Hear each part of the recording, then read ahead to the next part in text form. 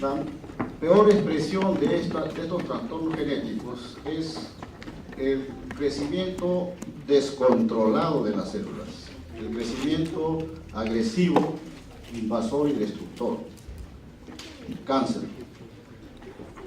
Pero esto nos enseña una moraleja, que podemos utilizar esto que aparentemente es bastante malo para nosotros, para las especies vivientes multicelulares, lo podemos utilizar en provecho nuestro.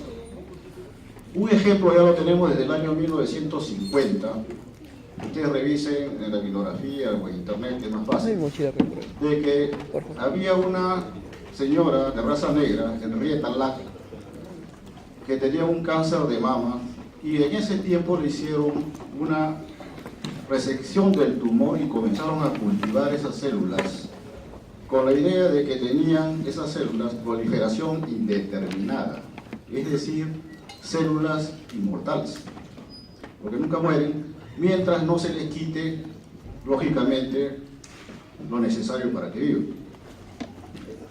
Entonces, estas células están circulando hasta la actualidad. 1950, estamos en el año 2016 y todavía siguen vivas. Y van a seguir vivas mientras se les provea el medio adecuado para que sobrevivan. Es decir, nosotros podemos, y de hecho, estamos programados para la inmortalidad. Solo que los genes que bloquean el desarrollo normal de las células están en la actualidad regulados para más o menos una existencia entre 70, 80 o 90 años, algunos hasta 210 años. El día que nosotros desbloquemos eso, lograremos algo pues sensacional, prolongar la existencia, tal vez para bien o tal vez para mal, no lo sabemos. Bueno, entonces partamos de la célula normal,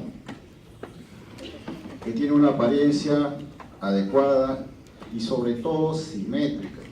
Mírense ustedes mismos y van a ver que tienen un ojo a un lado, al otro lado un ojo muy semejante o casi igual, una mano en un lado, otra mano en el otro lado. Somos seres simétricos y armoniosamente construidos. La célula viene a ser lo mismo en su mínima expresión. Vean ustedes, estos núcleos son homogéneos, a la izquierda señalados como células normales. Todos ellos guardan una polaridad, es decir, tienen un eje donde hay un polo superior y hay un polo inferior. El borde del núcleo es homogéneo y son muy semejantes unas con otras, y lo más interesante del asunto, guardan orden. El orden es importante. Sin orden hay anarquía y la anarquía es cáncer. Y esto vale también para la sociedad.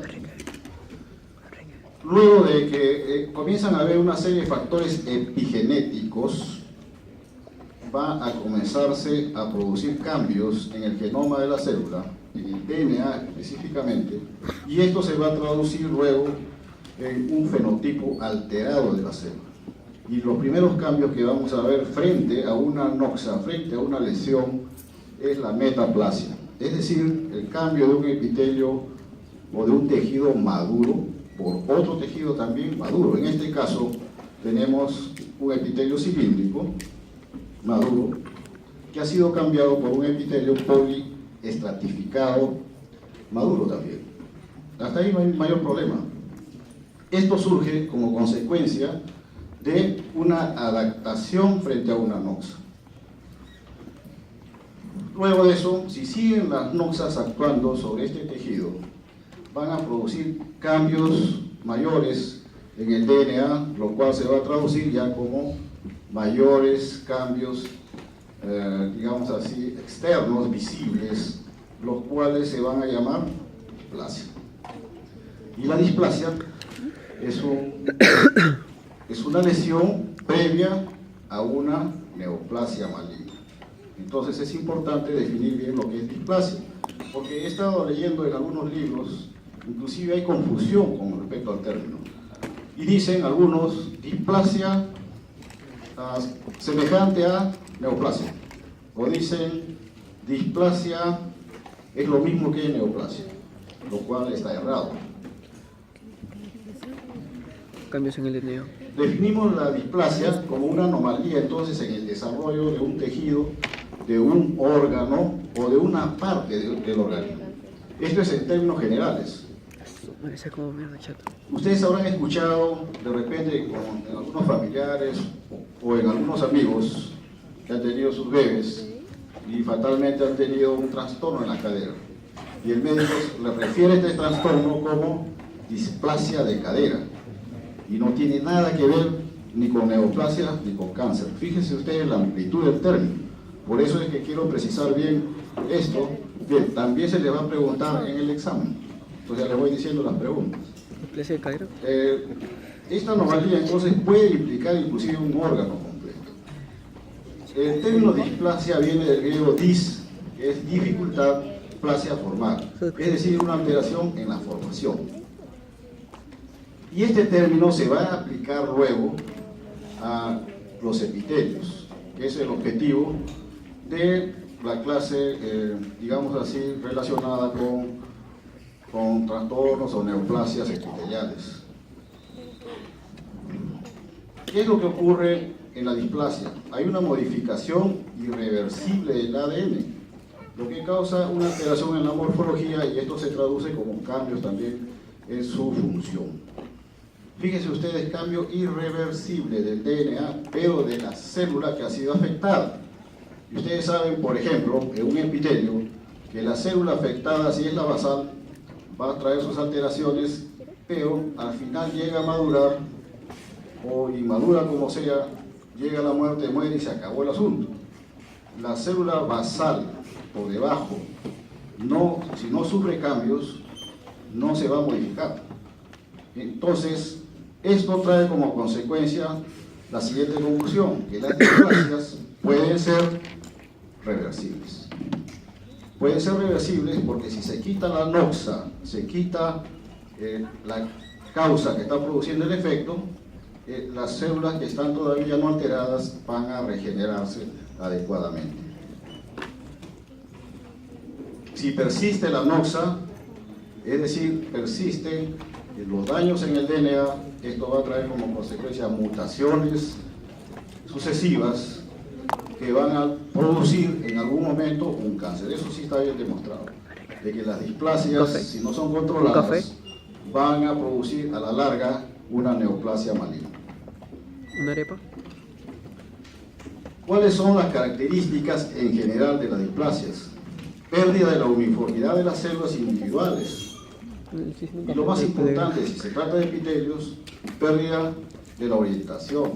Habíamos hablado antes de que las células, si son cilíndricas, con núcleos orientados en un eje, van a tener un polo superior y un polo inferior. Pues bien, esta polaridad se va a perder, van a estar cruzadas, van a estar perpendiculares entre sí, etc. Y eso ya nos va a traducir un cambio hacia una displasia. Acá está bien claro, la displasia no es una forma de neoplasia. Porque si no diríamos mejor, pues, displasia cancerosa, por ejemplo. Puede ocurrir, fíjense ustedes, en los epitelios, y esto lo he puesto acá así, puede. Porque puede ocurrir en un órgano, como ya les he dicho, o puede ocurrir en algún tejido. Las células displásicas van a mostrar un grado de pleomorfismo, fíjense ustedes, no dice se van a modificar pleomórficamente, sino pueden mostrar algún grado de pleomorfismo. Hipercromacia, mitosis incrementada y pérdida de la polaridad con el electrón. Mitosis incrementada, no dice mitosis atípica por si acaso, dice mitosis incrementada. Todo esto que les voy recalcando va a ser motivo de alguna pregunta que se les va a poner. Acá tenemos un epitelio poliestratificado en el cual ustedes ven la capa basal, células redondas, núcleos más o menos homogéneos, ¿no? Que se mantienen, vean ustedes, hasta cierta distancia, y luego estos núcleos se van aplanando cada vez más y al final se van volviendo hipercromáticos, muy aplanados para ya desprenderse. Es decir, van envejeciendo y al final van a morir la hipercromasia de estos núcleos con aplanamiento, y nos indica que estas células ya están camino a la muerte o muertas y van a ser desprendidas para ser reemplazadas por las que vienen de fiebre. Este es un epitelio normal. En un corte, vean ustedes, de gran aumento, ya vemos acá casi como una línea de corte entre lo que viene a ser un epitelio más o menos normal y lo que viene a ser un epitelio alterado. El grosor aumenta, hay más núcleos que en el lado izquierdo. Eso lo vamos a ver en mayor detalle con una diapositiva con mayor ampliación. Y no solo eso, si ustedes son acuciosos, van a ver de que en la base, en el estroma es el tejido conjuntivo que sostiene al epitelio, es el tejido que lo nutre y hace posible su proliferación. Sin estroma no habría epitelio viable. Entonces, acá se ven los vasos sanguíneos, pero se ve una gran cantidad de un punteado, vean ustedes, negruzco, que representa al sistema inmune tratando de controlar esta proliferación que todavía no es cáncer, pero que ya está tratando. Y en ese tratando puede llegar inclusive a revertir el efecto, ¿no? Entonces el sistema inmune está presente. Vean ustedes al lado izquierdo donde el epitelio está más o menos conservado, no se ve ese grado de proliferación. Es decir, nuestro organismo se defiende contra estos cambios también. Y vean ustedes, como es un tejido que está creciendo, va a comenzar a elaborar factores de crecimiento que inducen, ¿qué cosa? Que el estroma que necesitan para seguir desarrollándose prolifere. Y no solo eso, sino que los vasos sanguíneos que están acá, vean, están pletóricos, a diferencia de los pequeños vasos que se ven aquí a la izquierda, que no son tan, digamos así, no son tan exigidos por el tejido, porque están normales. En cambio acá los vasos están pletóricos, muy desarrollados por las exigencias metabólicas que exige la proliferación de este tejido. Y acá comenzamos a ver ya las primeras alteraciones. Vean ustedes, comparándolo con lo anterior, miren qué bonito el epitelio, más o menos homogéneo, ¿no? Los núcleos están redonditos, todos casi iguales, y finalmente se van aplanando, ¿no? No hay vacuolas en su citoplasma, ni alrededor de los núcleos tampoco. Ahora veamos lo que ocurre con los cambios. Primero, que los núcleos comienzan a ponerse más elongados, acá se cruzan, ¿no? Comienzan a perder la polaridad en este lado, se van para un lado, comienzan a angularse, y sobre todo se mantienen más o menos iguales hasta más o menos esta parte que vendría a representar un tercio del epitelio. O sea, los cambios que están habiendo en estos núcleos están cubriendo un tercio del epitelio. Y eso nos va a permitir a nosotros graduar las displasias. Podemos decir entonces que esto va a ser una displasia leve, porque está ocupando el primer tercio. Si ocupara los dos tercios, o sea, hasta por acá, diríamos que es una displasia moderada. Y si ocupa los 3 tercios, una displasia severa. Entonces, estos conceptos tienen que quedar muy claros para que puedan ustedes entender luego los otros conceptos que vamos a ver. Además de eso, como siempre le digo a mis alumnos que están en el seminario, tienen que ser observadores, ¿no? Y si ustedes miran, ahí llama la atención algo. Llama la atención que hay unas vacuolas alrededor de los núcleos, y los núcleos están más hipercromáticos y con irregularidades. Eso se llama efecto citopático del papiloma virus humano. Nosotros no vemos al virus, pero vemos su efecto. Y el efecto citopático de cada virus es casi específico. Yo, sin lugar a equivocarme, digo, esta es una infección por PVH. Ahora, ¿qué cepa es? Ahí sí está bravo, ¿no? Hay que hacerle pruebas moleculares para ver si es la cepa 16, 18, que son las oncogénicas, ¿no? Es lo que nos interesa. O cualquier otra de las 200 cepas que hay. El asunto es que el efecto citopático es visible, ¿no? Vean, los núcleos se duplican, es decir, hay binucleación con algo claro alrededor de ellos, eso se llama coilocito. Díganme ustedes, si esto fuera, de hecho que es cervix, hacemos un raspado de este epitelio, que es el método que se utiliza para detectar cáncer en forma precoz. Vamos a sacar estas células, las vamos a exponer en una lámina, las vamos a colorear y las vamos a ver tal y cual están ahí. Entonces nosotros haremos el diagnóstico de una displasia leve, moderada o severa, más fácil, pues, ¿no? En un simple extendido, que es un examen muy fácil y que nos va a ayudar a prevenir una neoplasia, que es la primera causa de muerte en nuestro país en las mujeres. Cáncer de cervix constituye primera causa de muerte de todas las causas, fíjense ustedes. La cosa es grave, no es, por eso me he tratado de detener en este aspecto, porque ustedes son los que van a tratar futuramente esas cosas. Y lamentablemente no se le da la debida importancia a estas cosas. Y hay un desconocimiento total, inclusive en los residentes, que son ya médicos colegiados que están haciendo una especialidad. Y como ustedes están viendo, son conceptos muy sencillos, pero que necesitan sí hacer una pequeña revisión de las ciencias básicas. Entonces, fíjense ustedes, si se hace ese diagnóstico, simplemente se hace un cono o se extirpa esta lesión, como lo han hecho aquí, y se acabó cáncer, porque ya no va a haber progresión. Eso es lo ideal.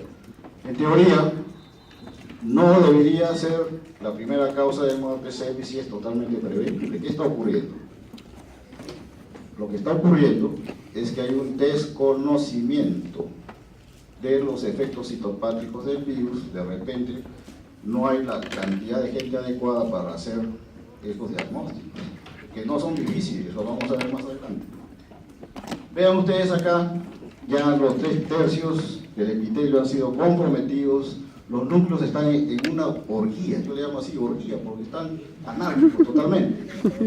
Una orgía. Uno está encima del otro, vean ustedes acá, uno está echado, el otro está parado, bueno, Enrique, mismo cumis, todas ¿no? las formas.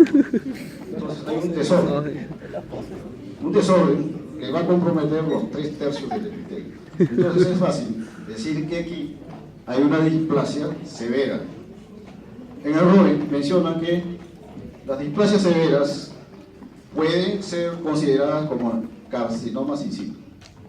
De hecho que sí, que solamente un 5 a 10% va a revertir. Es decir, el 95% de estas displasias severas van a ir necesariamente a carcinoma. Entonces, es necesario actuar. Ahora, yo les hago la pregunta, ¿tendrán una idea ustedes cuánto tiempo demora desde que entra el papilomavirus, en este caso el papilomavirus, hasta que se genera un carcinoma in situ? Más o menos. La literatura dice, y las experiencias también dicen, de que más o menos son 5 años, más o menos. Es un montón de tiempo para poder detectar esta lesión. Ahora, de carcinoma in situ, es in situ porque si ustedes son acuciosos, ven aquí abajo hay una membrana basal, apenas se ve una hilera de una sustancia ahí media rosadita que representa los mucopolisacáridos de la membrana basal, está íntegra todavía. Por debajo de la membrana ya hay vasos, ya hay estoma, y si rompe la membrana basal ya se hace el carcinoma invasor.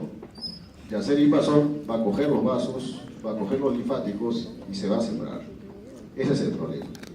Entonces acá Si me baja la batería, grabo con tu celular.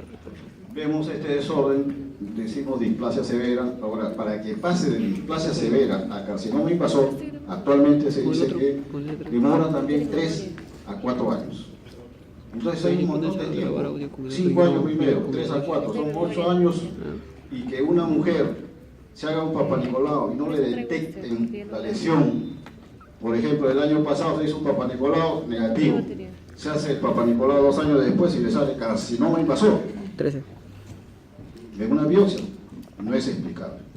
Eso quiere decir que su papanicolao ha sido mal hecho, ha sido mal leído, o simplemente agarraron la lámina y la botaron a la basura y formaron cualquier cosa. Y le decía que es fácil detectar porque esto es lo que se ve en la citología. uno de los métodos de diagnóstico en el cáncer precoz, es el método de Papa Nicolau. Eso lo va a explicar mejor el doctor Somocurcio, pero yo les voy dando solamente un avance para que vean la facilidad con la cual se puede detectar lesiones incipientes. Estas son células escamosas descamadas, en las cuales se ven sus núcleos bien homogéneos, bonitos, el citoplasma de un color vino verdoso, con una relación, fíjense ustedes, núcleo, citoplasma más de 1,3, que es lo normal. Entonces ya vamos definiendo algunos criterios. Núcleos, relación núcleo-citoplasma más de 1,3, normal. Menos de 1,3 ya raya en lo anormal. Y ustedes ven acá, al mismo momento, estas células que muestran unos núcleos más grandes, no son únicos, sino son binucleados, son más oscuros, es decir, son hipercromáticos, y alrededor de ellos todavía tienen un halo claro. Son los típicos coilocitos. Entonces, en un Papa Nicolau simple, yo puedo decir, acá hay una infección por papiloma virus humano. Todavía no hay cáncer, lo habrá de acá a 8 años. Entonces, esto es relativamente sencillo y fácil. Yo no entiendo por qué el cáncer sigue siendo la primera causa si tenemos hospitales donde el Papa Nicolau se hace hasta por gusto, ¿no?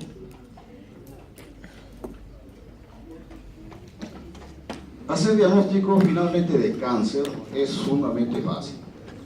Ustedes van a ver si viene una persona pues con un tumor de este tamaño, del tamaño de la pelota de fútbol, que está ulcerado, los ojos saliéndosele.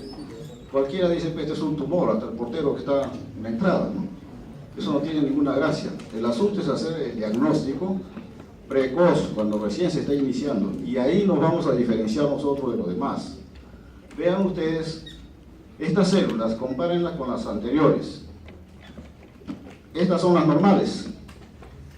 La relación es más de 1,3. Nos vamos a esta. ¿Qué relación hay núcleo-citoplasma con esta? Es mucho mayor de 1,3. Un núcleo está casi del mismo tamaño que el citoplasma. Otra cosa que vemos aquí, anisocitosis, es decir, los núcleos son de diferente tamaño. Este es grandote, este es pequeño, este es más pequeño y tiene punta todavía, puntiagudo, irregular en su forma.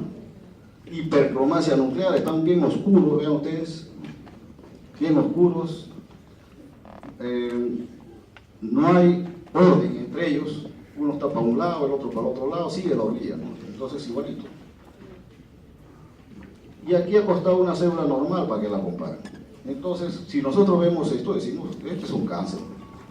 Pero ya no tiene nada de gracia porque el paciente ya está comprometido por la neoplasia, probablemente con metástasis, ¿no? Lo importante es hacer el diagnóstico en la etapa de coilocitosis, en el caso de cáncer de cervix.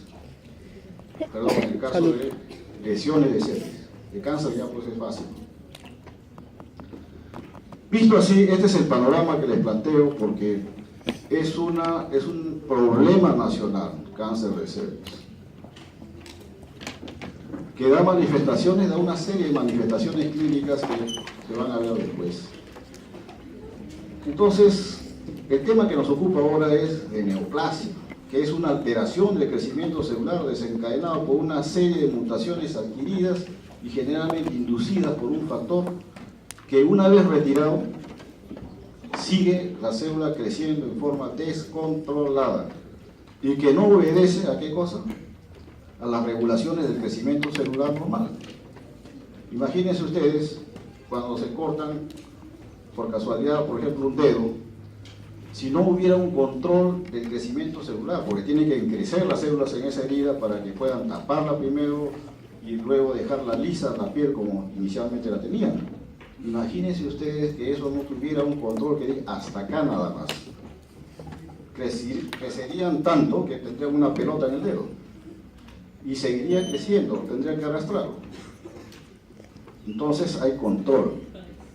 La definición entonces de neoplasia, en general estamos hablando, es que crecimiento incontrolable independiente de las señales fisiológicas de crecimiento.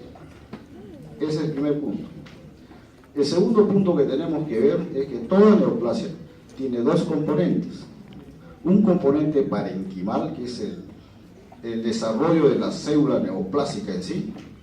Y el segundo componente es el estroma.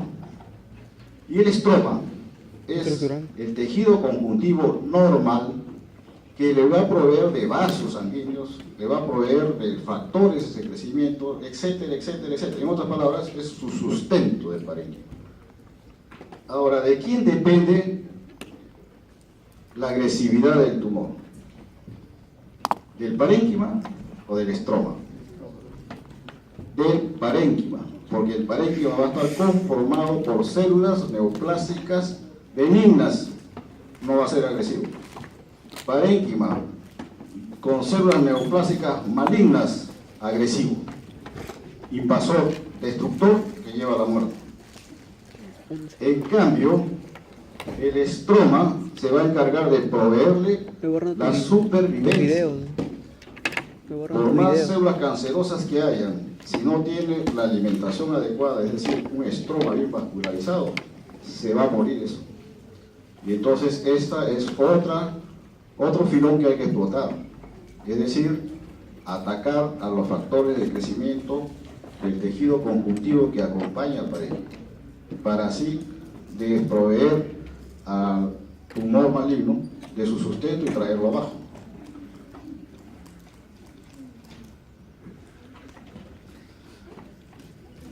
Acá vemos, después vamos a definir bien este asunto, pero esta es una neoplasia maligna. ¿Por qué será una neoplasia maligna? Primero, porque no hay orden. Ustedes vean, los núcleos están en un desorden tremendo. Si esto es una glándula, que así es, acá más o menos se conserva la estructura glandular normal, tubular. Esta otra parece una margarita, ¿no? Está abierta por todos lados. Entonces, eso nos habla de una arquitectura anormal, glandular anormal. Segundo, los núcleos están en movía, como les dije, y si se da más aumento se va a ver que hay hipertromasia nuclear, se va a ver que hay nucleolos prominentes, irregularidad de los bordes, etcétera, etcétera. Al final, conclusión, neoplasia maligna, glandular, o sea, es un adenocarcinoma. La denominación la vamos a ver en la siguiente reunión.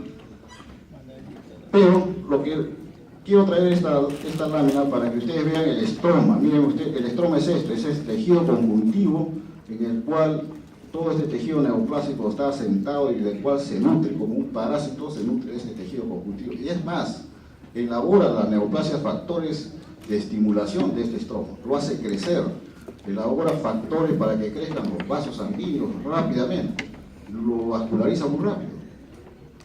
Imagínense ustedes eso, esos factores aplicados a un infarto agudo de miocardio. Ustedes han visto eso, ¿no es cierto?, en tipo de necrosis.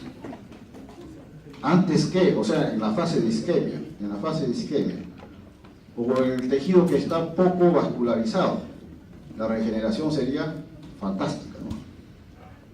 Entonces hay que ver el lado útil de esto, qué podemos utilizar como algo que nos va a ser útil para poder resolver los problemas que nos plantean las enfermedades.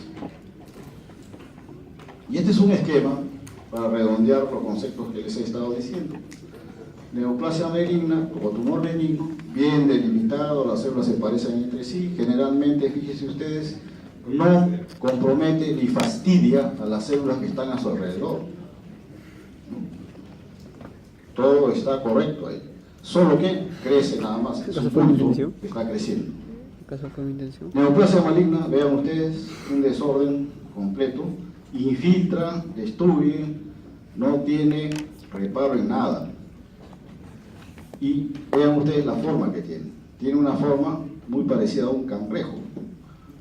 Y se prende del tejido como un cangrejo. Por eso al cáncer le dicen también cangrejo.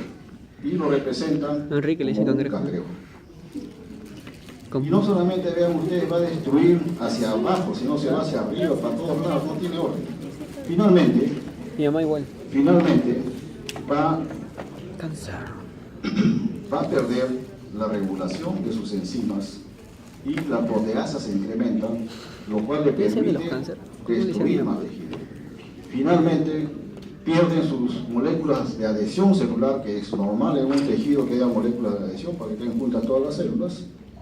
Pierde esa facultad y se sueltan las células. Y al soltarse las células, más las enzimas proteolíticas que tienen, hace posible que rompa la pared de los vasos sanguíneos, linfáticos, y a través de ellos viaje a cualquier otra parte distante del organismo, lo cual constituye una metástasis. Siembra o metástasis.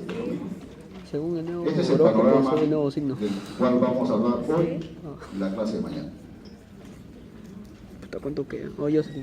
Entonces, para definir las neoplasias benignas, podemos enmarcarlas dentro de estas tres cosas. Aspecto macroscópico, es decir, externamente, es bien definido y bien delimitado. Lo que se ve en macroscopía se va a ver también en microscopía. Lo vamos a ver con unas imágenes. No invade ni infiltra el tejido adyacente y por lo general el portador sobrevive. Por lo general, ¿no? Porque puede morirse también con una neoplasia benigna. Por ejemplo, un meningioma. El meningioma es un tumor benigno, pero que al crecer puede comprimir un área crítica del cerebro y matar a la persona. Entonces, el decir tumor benigno que no mata no es correcto. Por eso lo remarco, por lo general el portador sobrevive. Que es fácil tratarlo, sí, porque un buen neurocirujano hace una resección total del tumor y se acabó el problema también. ¿Por qué? Porque no se siembra, pues. Y este es un corte real de un tumor de la mama. En las mujeres también es bastante común encontrar unos tumorcitos, unas pelotitas, dicen ellas, en la mama, que cuando están bañando, de repente se dan cuenta que tienen un bultito ahí. Es bien redondito, a la hora que se mueve, no duele, salvo que lo estén aplastando. Entonces, cuando se hace un corte de ese tumor, veo que este es el tejido mamario, y acá bien delimitado, bien redondito, está el tumorcito. Es un fibroadenoma, característica de un tumor benigno. Y el corte histológico, vean ustedes los canalículos, las estructuras glandulares propias de la mama, y acá su fibrosis, está fibrosado, la delimitación del tumor, está bien delimitado, porque acá al costado está el tejido graso, ¿no? Una vez extraído quirúrgicamente ese tumor, se acabó el problema también, porque él está bien delimitado y no es maligno, no siempre, tumor benigno.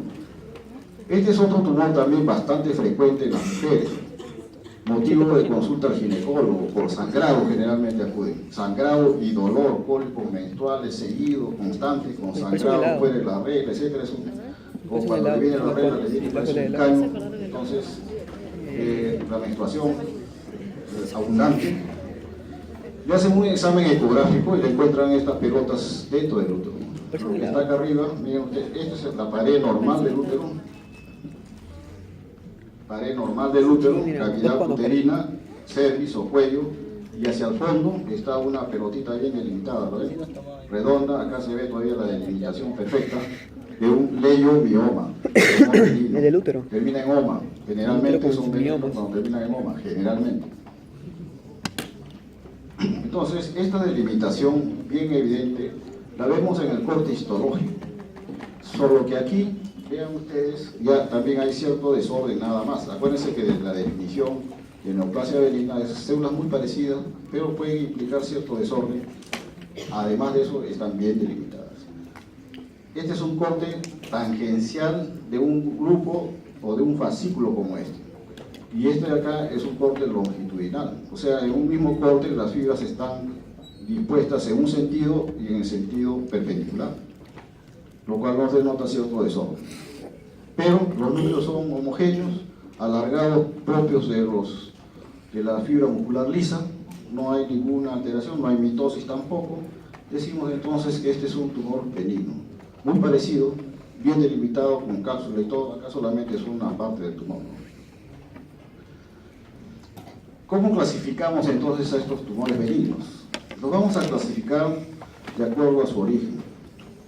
Si es de origen mesenquimal, lo vamos a hacer terminar en oma, al prefijo, seguido del tipo celular que lo da origen. Por ejemplo, si es tejido fibroso, lo llamaremos fibroma. Si es de tejido cartilaginoso, condroma. Si es de origen epitelial, el asunto es un poco más complejo. Algunos se van a clasificar por la célula originaria, otros según el patrón microscópico y otros según su arquitectura macroscópica. Por ejemplo, el adenoma, termina en oma, o sea, adenoma significa tumor proveniente de glándulas. Y acuérdense ustedes que las glándulas pueden provenir hasta de las 3 hojas del mesodermo, de las hojas embrionarias. El ectodermo, por ejemplo, puede dar origen, desde el punto de vista embriológico, a glándulas. El endodermo también puede dar origen a glándulas. El mesodermo puede dar origen a órganos de aspecto glandular, como es, por ejemplo, el riñón, ¿no? Son tubos, son estructuras tubulares.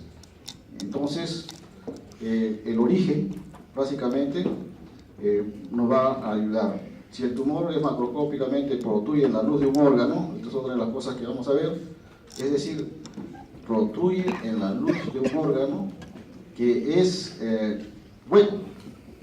Por ejemplo, ¿qué órganos huecos hay? El intestino, el estómago, la vejiga, etc. Si ahí protruye como una, digamos así, como una yemita sobre la luz, lo llamamos nosotros pólipo. Por eso vamos a ver pólipos en el intestino grueso, pólipos en el intestino delgado, ¿no? En cambio, si esta prominencia, este tumorcito protruye sobre una superficie epitelial, por ejemplo la mano, lo vamos a llamar, o en la oreja muchas veces sale, papiloma. O sea, es un crecimiento localizado, epidérmico, ¿no? Lo llamamos papiloma.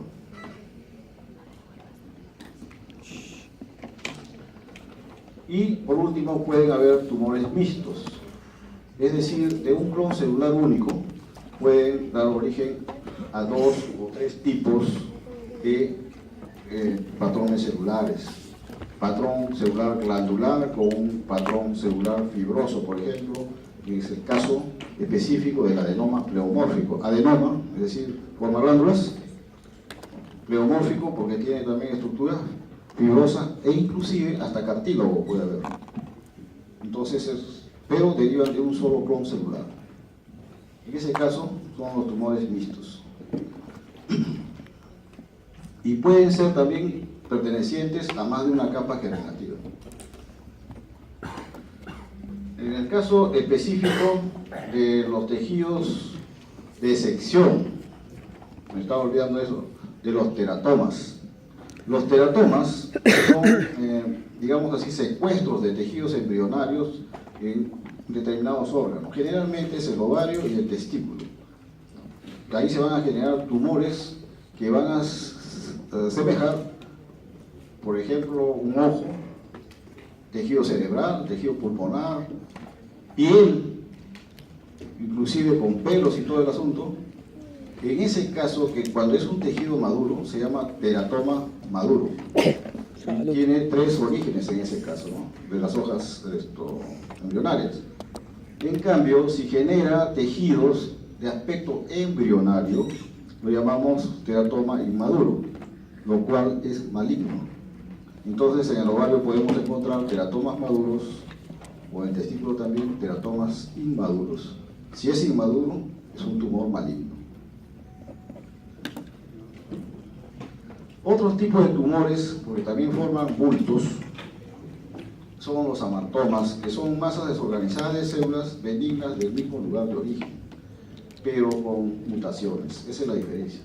No presentan desarrollo continuo. Es decir, en el músculo, por ejemplo, podemos encontrar una proliferación desorganizada, y esto se le llamará un amartoma, porque es del mismo tumor.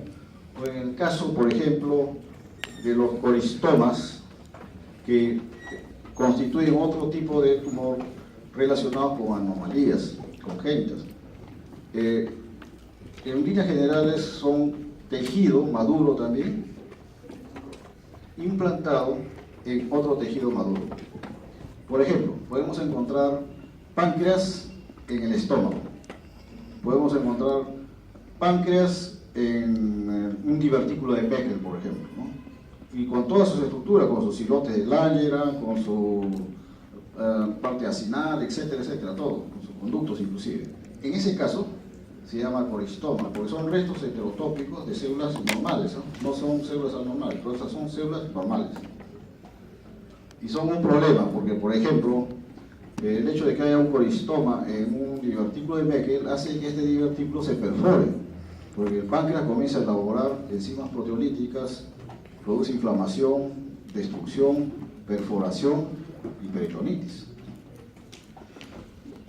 Acá está una de las lesiones benignas que les acababa de mencionar. Este es un colon que se ha cortado y se ve, apenas se ve acá unas estructuras que están sobresalientes, redonditas, y que al corte se ven perfectamente como un hongo, digamos así, ¿no? Que está sobresaliendo sobre la mucosa normal, que es esta de acá. Acá tenemos la mucosa, la submucosa, la capa muscular, ¿no? La circular interna, longitudinal externa, serosa. Ahora, si nosotros vemos así a grosso modo, hay una proliferación celular mayor acá que en la mucosa normal. Ustedes dirán, pero ¿por qué si no se ve? Bueno, indirectamente porque todo esto está más oscuro y solamente los núcleos captan más la hematoxilina. Entonces, indirectamente podemos decir que acá hay mayor proliferación, porque este es un tumor. Es un tumor benigno dentro de una cavidad, entonces es un pólipo. Acá está el mayor aumento, vean ustedes. Acá se alcanzan a ver las células caliciformes, ¿no? Las que tienen un vacío que elaboran moco, y estas de acá están reproduciéndose tanto que ya no hay células caliciformes. Están apiñándose los núcleos. Acá está habiendo ya cierta alteración en la estructura glandular, que es diferente que esta glándula que todavía tiene células caliciformes. Está yendo a una displasia. Todos los pólipos van a hacer displasia en algún momento. Displasia de bajo grado y displasia de alto grado y cáncer. Por eso, pólipo diagnosticado, pólipo que debe ser extirpado, porque va a ser cáncer de todas maneras.